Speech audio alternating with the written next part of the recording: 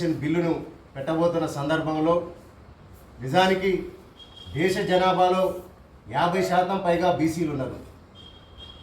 ఆ బీసీలలో కూడా దాదాపుగా 50% మహిళలు ఉన్నారు.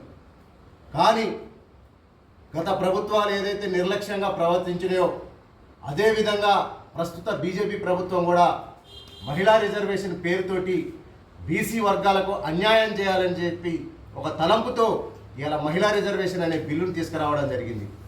నిజానికి మహిళా రిజర్వేషన్ బిల్లులో మనం చూసినట్లయితే అగ్రవర్ణ మహిళలు కేవలం ఒక 10% అగ్రవర్ణాలు ఉంటే అందులో కేవలం 5% మాత్రమే మహిళలు ఉంటారు. అలాంటిది వాళ్లకు ఇప్పుడు ఇచ్చే మహిళా రిజర్వేషన్ బిల్లులో పూర్తిగా మొత్తం కూడా వారే రేపు పార్లమెంటుకు అసెంబ్లీకి వచ్చే పరిస్థితి ఉన్నది. కానీ దేశ జనాభాలో సగానికి పైగా ఉన్న బీసీలు, అందులో బీసీ మహిళలు ఎప్పటి నుంచో నిర్లక్ష్యం చేయబడుతున్నారు. స్వాతంత్రం సాధించిన దగ్గర నుంచి కూడా నిర్లక్ష్యానికి గురవుతున్నారు. వాళ్ళని ఉత్పత్తి కులాలలో ఉంచే శ్రామిక మహిళలుగానే చూస్తున్నారు. కానీ ఇలా రేపు పార్లమెంట్లో పెట్టే మహిళా రిజర్వేషన్ బిల్లులో ఖచ్చితంగా బీసీ మహిళల వాటా ఉండాలని చెప్పి ఈరోజు తెలంగాణ గడ్డపై ఒక వీరనారి మట్టా జయంతి గౌడ్ గారు ఇలా ఆమరణ నిరాహార దీక్షకు పూనుకోవడం జరిగింది. వారు ఇలా ఒకటే డిమాండ్ చేస్తున్నారు, పార్లమెంటులో రేపు పెట్టబోయే మహిళా రిజర్వేషన్ బిల్లులో ఖచ్చితంగా బీసీ మహిళల వాటా ఉండాల్సిందే. ఒకవేళ బీసీ మహిళల వాటా లేకపోతే రేపు బీసీ మహిళల వాటా ఖచ్చితంగా రావాల్సిందే. బీసీ మహిళల వాటా వచ్చుడు, లేకుంటే మట్టా జయంతి గౌడ్ చచ్చుడు అనే ఒక నినాదంతో ఇవాళ ఆమరణ నిరాహార దీక్షకు మా సోదరి ఇలా పూనుకోవడం జరిగింది. వారికి మద్దతుగా ఇవాళ మా బీసీ ఉద్యమ వేదిక కూడా వారికి పూర్తి స్థాయిలో మద్దతుగా ఉండటమే కాకుండా రేపు వారి ఏమైనా జరిగితే కూడా ప్రభుత్వమే బాధ్యత వహించాలని చెప్పి కూడా మేము యొక్క దీక్షా కార్యక్రమానికి మద్దతు తెలపడానికి రావడం జరిగింది.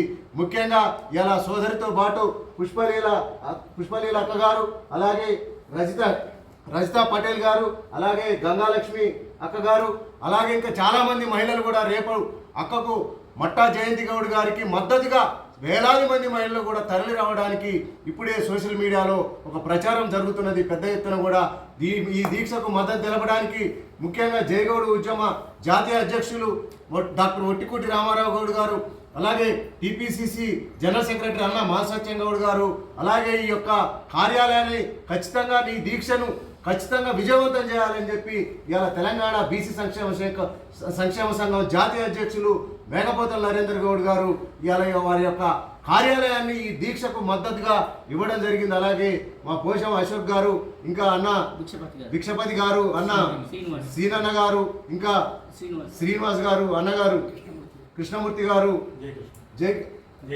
జయకృష్ణ గారు, చాలా మంది పెద్దలు కూడా ఈ యొక్క ఆమరణ దీక్షకు మద్దతు తెలుపుతూ ఖచ్చితంగా పార్లమెంటులో మహిళా రిజర్వేషన్ బిల్లులో బీసీ మహిళల కోట ఉండాల్సిందే అని చెప్పి కూడా ఇలా చాలా పెద్ద ఎత్తున కూడా ఈ యొక్క కార్యక్రమానికి మద్దతు తెలపడానికి రావడం జరిగింది.